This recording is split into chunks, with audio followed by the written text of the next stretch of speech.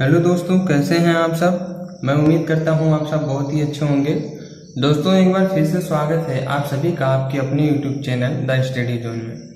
दोस्तों, आज की इस वीडियो में हम बात करेंगे प्रकाश के अपवर्तन के नियम के बारे में। अपवर्तन के कौन कौन से नियम होते हैं और इसके साथ ही बात करेंगे अपवर्तनांक क्या होता है।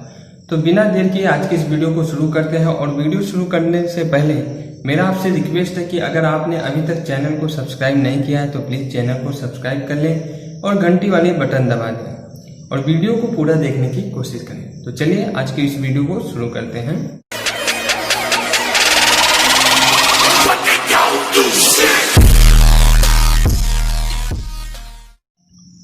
दोस्तों, आज का टॉपिक है अपवर्तन के नियम। प्रकाश का जो अपवर्तन होता है वह निश्चित नियमों के आधार पर होता है। इसमें प्रथम नियम है कि अपवर्तन के प्रथम नियम के अनुसार आपतित किरण, अपवर्तित किरण तथा आपतन बिंदु पर अभिलंब ये सभी एक ही तल में होते हैं। आपतित किरण, अपवर्तित किरण और अभिलंब जो होता है यह तीनों एक ही तल में होता है। और द्वितीय नियम के अनुसार अपवर्तन की द्वितीय नियम के अनुसार किन्हीं दो माध्यमों के लिए आपतन कोण की ज्या यानी कोण आई तथा अपवर्तन कोण आर की ज्या का अनुपात नियतांक होता है। यानी आपतन कोण और अपवर्तन कोण की जो ज्या होगी वह है एक नियतांक होगा, अर्थात sine i upon sine r बराबर नियतांक होता है। यह द्वितीय नियम है अपवर्तन का। इस नियम को स्नेल का नियम भी कहते हैं। Sine i upon sine r बराबर क्या होता है, नियतांक। और यह जो नियम है यानी अपवर्तन के द्वितीय नियम को हम क्या कहते हैं, स्नेल का नियम भी कहते हैं। और इस नियतांक को प्रथम माध्यम के सापेक्ष द्वितीय माध्यम का अपवर्तनांक कहते हैं। यह जो नियतांक है यह नियतांक क्या कहलाता है, प्रथम माध्यम के सापेक्ष द्वितीय माध्यम का अपवर्तनांक कहलाता है। और इसे हम n द्वारा प्रदर्शित करते हैं। किससे प्रदर्शित करते हैं, n द्वारा प्रदर्शित करते हैं। तो अपवर्तन के कौन कौन से नियम हैं।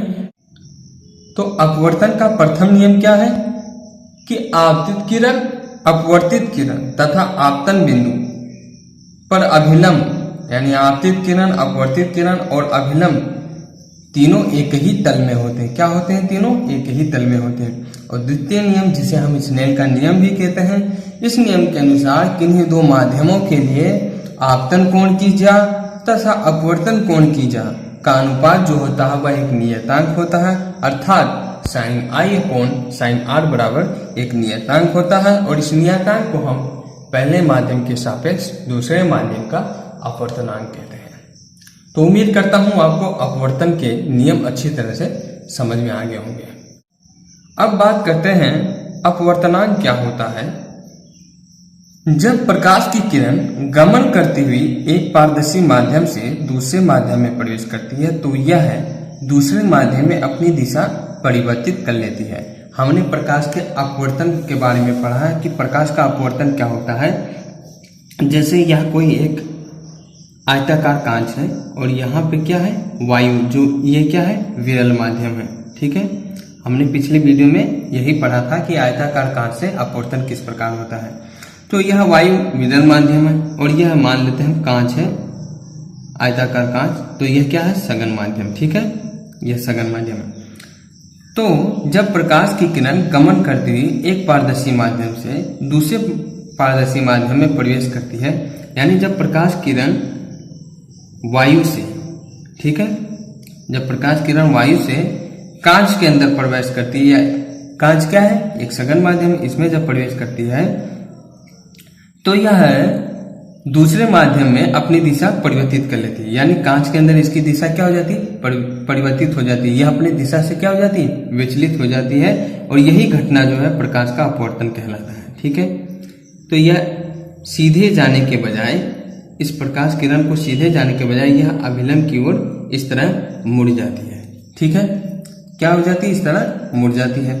तो यहाँ पे क्या हुआ, अपवर्तन हुआ प्रकाश का। यहाँ पे क्या हुआ, प्रकाश का अपवर्तन हुआ। फिर जब यह सघन माध्यम से विरल माध्यम में, यानी फिर अगर वापस यह वायु में प्रवेश करती है सघन माध्यम से, तब क्या होता है, यह प्रकाश किरण सीधे जाने के बजाय अभिलंब से क्या हो जाती है, दूर हट जाती है। क्या हो जाती है, दूर हट जाती है। तो जब प्रकाश की किरण गमन करती हुई एक पारदर्शी माध्यम से दूसरे माध्यम में प्रवेश करती है तो यह दूसरे माध्यम में अपनी दिशा परिवर्तित कर लेती है और यह घटना क्या कहलाता है, प्रकाश का अपवर्तन कहलाता है। तो किन्हीं दिए हुए माध्यमों के युग्म के लिए होने वाले दिशा परिवर्तन के विस्तार को अपवर्तनांक के रूप में व्यक्त किया जाता है। कहने का मतलब यह है कि जो माध्यम होता है, दिया हुआ माध्यम, जैसे यहाँ पे कौन कौन से माध्यम थे, वायु और कांच, ये दो माध्यम थे।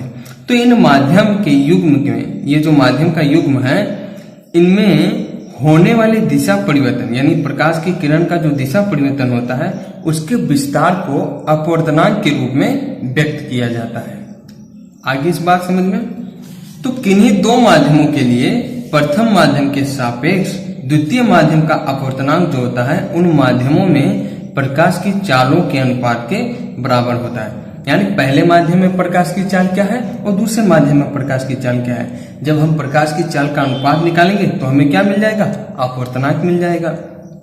तो दो माध्यमों के लिए प्रथम माध्यम के सापेक्ष द्वितीय माध्यम का अपवर्तनांक उन माध्यमों में प्रकाश की चालों के अनुपात के बराबर होता है। जैसे हम मान लेते हैं, माना प्रकाश की चाल माध्यम 1 में क्या, पहले माध्यम में प्रकाश की चाल v1 है तथा माध्यम 2 में प्रकाश की चाल v2 है।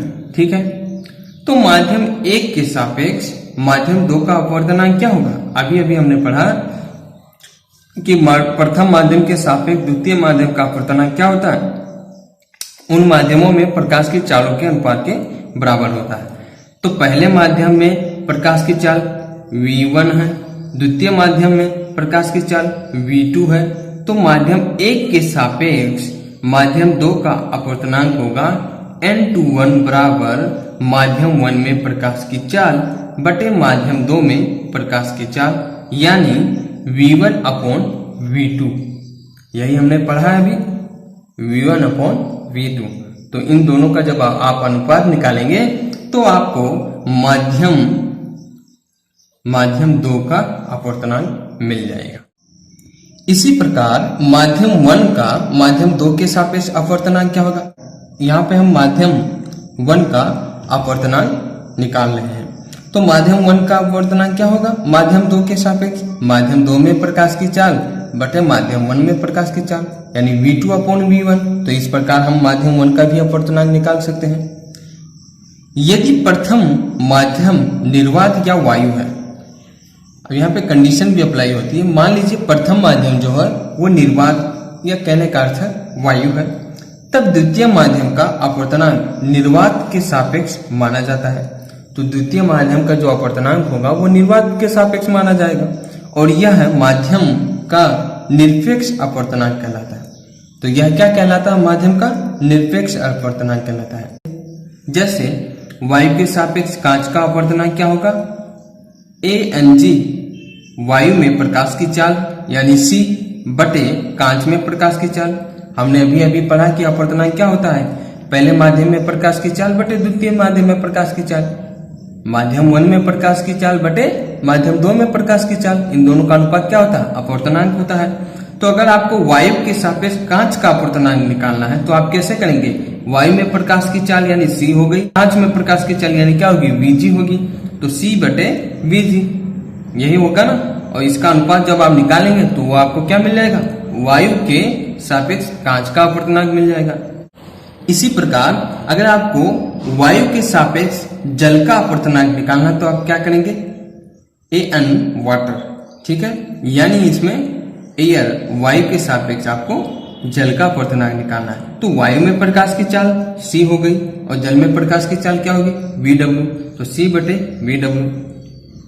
यही अभी हमने पढ़ा कि पहले माध्यम में की प्रकाश की चाल दूसरे माध्यम में प्रकाश की चाल, इन दोनों का अनुपात क्या होता है, अपवर्तनांक होता है। तो इस प्रकार आप वायु के सापेक्ष कांच का अपवर्तनांक निकाल सकते हैं और इस प्रकार आप वायु के सापेक्ष जल का भी अपवर्तनांक निकाल सकते हैं। और ये जो अपवर्तनांक होगा इसे हम निरपेक्ष अपवर्तनांक कहते हैं। माध्यम का निरपेक्ष अपवर्तनांक केवल अपवर्तनांक भी कहलाता है। तो उम्मीद करता हूं दोस्तों आपको अपवर्तनांक क्या होता है, अपवर्तनांक कैसे निकाला जाता है, ये आपको अच्छी तरह से समझ में आ गया होगा। चलिए दोस्तों, कुछ द्रव्यात्मक माध्यमों के निरपेक्ष अपवर्तनांक के मान के बारे में बात कर लेते हैं। यहाँ पे कुछ माध्यम दिया हुआ है और यहाँ पे उनके अपवर्तनांक मान लिखे हुए हैं। जैसे वायु के अपवर्तनांक की बात करें तो वायु का अपवर्तनांक क्या होता है, 1.003 होता है। बर्फ का अपवर्तनांक क्या होता है, 1.31 होता है। जल के अपवर्तनांक के बारे में बात करें तो जल का अपवर्तनांक होता है 1.33 होता है। अल्कोहल, यह भी एक द्रव्यात्मक माध्यम है और इसका अपवर्तनांक क्या होता है, 1.36 होता है। केरोसिन का अपवर्तनांक क्या होता है, 1.44 होता है। संगलित क्वार्ट्ज का अपवर्तनांक क्या होता है, 1.46 होता है। तारपीन का तेल जो होता है इसका अपवर्तनांक क्या होता है, 1.47 होता है। बेंजीन का अपवर्तनांक क्या होता है, 1.50। और क्राउन कांच होता है, क्राउन कांच, इसका अपवर्तनांक होता है 1.52। तो अभी हमने जो अपवर्तनांक पढ़े हैं कुछ माध्यमों के, इनमें से आपके परीक्षा में 1 नंबर में पूछ लिया जाता है। जैसे यहाँ पे वायु वाला इंपॉर्टेंट है, 1 नंबर में पूछ सकता है कि वायु का अपवर्तनांक क्या है, तो आप लिख सकते हैं कि 1.003 वायु का अपवर्तनांक है। बर्फ का पूछ सकता है, जल का पूछ सकता है, वायु बर्फ जल का पूछ सकता है, केरोसिन का पूछ सकता है और यहाँ पे क्राउन कांच का भी पूछ सकता है। ये जो मैं आपको बता रहा हूँ, वायु, बर्फ, जल, क्राउन कांच और एक यहाँ पे आप ले लीजिए केरोसिन, तारपीन का तेल, ये काफी इंपॉर्टेंट है, ये परीक्षा में पूछे जा सकते हैं। उसके बाद में हम बात करते हैं कनाडा बाल्सम, इसका अपवर्तनांक क्या होता है, इसका अपवर्तनांक होता है 1.53। खनिज नमक, जो हम खनिज नमक जो खाते हैं उस नमक का अपवर्तनांक क्या होता है, 1.54। कार्बन डाइसल्फाइड का अपवर्तनांक क्या होता है, 1.63 होता है। सघन फिल्म कांच जो होता है, सघन फिलंट कांच जो होता है, इसका अपवर्तनांक होता है 1.65 होता है। रूबी यानी माणिक्य, इसका अपवर्तनांक जो होता है 1.71 होता है। उसके बाद में दोस्तों 2 और इम्पोर्टेंट आ गए हैं यहाँ पे, यह भी काफी परीक्षा में पूछा जाता है। नीलम और हीरा, यानी नीलम का अपवर्तनांक कितना होता है, तो 1.77 होता है और हीरा का अपवर्तनांक क्या होता है, 2.42 हीरा का अपवर्तनांक होता है। तो ये कुछ द्रव्यात्मक माध्यमों के निरपेक्ष अपवर्तनांक है दोस्तों, ये काफी इंपॉर्टेंट है। इनमें से 1 नंबर में कोई सा भी पूछ सकता है, तो इनके मान आप याद कर लेंगे और यह आपको न्यूमेरिकल करने में भी मदद करेगा। जैसे आपको कोई न्यूमेरिकल दे दिया कि वायु के सापेक्ष कांच का अपवर्तनांक निकालिए, तो आप इनका अपवर्तनांक निकाल सकते हैं। यह आवश्यक नहीं है कि प्रकाशिक सघन माध्यम का द्रव्यमान घनत्व भी अधिक हो। अब यह आवश्यक नहीं होता, जो प्रकाशिक सघन माध्यम होता है उसका द्रव्यमान भी क्या हो, जो द्रव्यमान घनत्व हो उसका वह भी अधिक हो। उदाहरण के लिए केरोसिन, जिसका अपवर्तनांक जल से अधिक है, केरोसिन का अपवर्तनांक क्या है, जल से अधिक है। जल की अपेक्षा प्रकाशिक सघन है, जल की अपेक्षा प्रकाशिक सघन है, जबकि इसका द्रव्यमान घनत्व जल से कम है। यानी कहने का अर्थ यह है कि यहाँ पे ये कंडीशन अप्लाई होती है कि आवश्यक नहीं है कि किसी भी प्रकाशिक सघन माध्यम का, सघन माध्यम की बात कर रहे हैं हम यहाँ पे, कोई भी प्रकाशिक सघन माध्यम है उसका द्रव्यमान घनत्व जो है वो अधिक हो। यह आवश्यक नहीं है कि उसका द्रव्यमान घनत्व जो है प्रकाशिक सघन माध्यम का अधिक होनी चाहिए, क्योंकि केरोसिन, अभी हमने आपको यहाँ पे कुछ द्रव्यात्मक माध्यमों के निरपेक्ष अपवर्तनांक के बारे में बताया है। तो यहाँ पे हमने आपको बताया कि जल का जो अपवर्तनांक होता है वो कितना होता है, अपवर्तनांक होता है 1.33, ये जल का अपवर्तनांक होता है, ठीक है। और केरोसिन का अपवर्तनांक होता है 1.44। तो इसका अपवर्तनांक केरोसिन का सबसे अधिक है, जल से तो अधिक है इसका अपवर्तनांक, लेकिन इसका जो प्रकाशिक सघन माध्यम का द्रव्यमान घनत्व जो है, यानी केरोसिन का जो द्रव्यमान घनत्व है वह है जल के द्रव्यमान घनत्व से काफी कम है, जल के द्रव्यमान घनत्व से इसका द्रव्यमान घनत्व केरोसिन का काफी कम है, तो यह कंडीशन अप्लाई होती है कि यह आवश्यक नहीं है कि प्रकाशिक सघन माध्यम का द्रव्यमान घनत्व भी अधिक हो। दोस्तों अभी हमने कंडीशन की बात करी प्रकाशिक घनत्व, अब हम बात करते हैं कि प्रकाशिक घनत्व क्या होता है। तो किसी माध्यम की प्रकाश को अपवर्तित करने की क्षमता को इसके प्रकाशिक घनत्व के द्वारा भी व्यक्त किया जा सकता है। कहने का अर्थ है कि कोई माध्यम किसी प्रकाश की किरण को अपवर्तित करने की कितनी क्षमता रखती है, उसकी कितनी क्षमता है कि वह प्रकाश की किरण को अपवर्तित कर सके, यह क्या कहलाता है? प्रकाशिक घनत्व कहलाता है। तो किसी माध्यम की प्रकाश को अपवर्तित करने की क्षमता को हम प्रकाशिक घनत्व कहते हैं। यह द्रव्यमान घनत्व के समान नहीं है, यह द्रव्यमान घनत्व के समान नहीं होता है।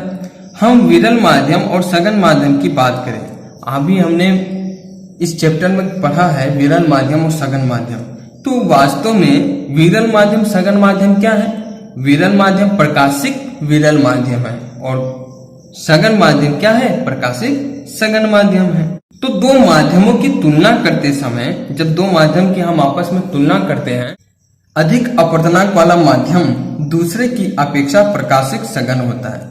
जब दो माध्यम की हम तुलना करते हैं तो जिसका अपवर्तनांक अधिक होता है वह माध्यम दूसरे माध्यम के सापेक्ष क्या कहलाता है? प्रकाशिक सघन कहलाता है। और दूसरा जिसका अपवर्तनांक कम होता है वह क्या कहलाता है?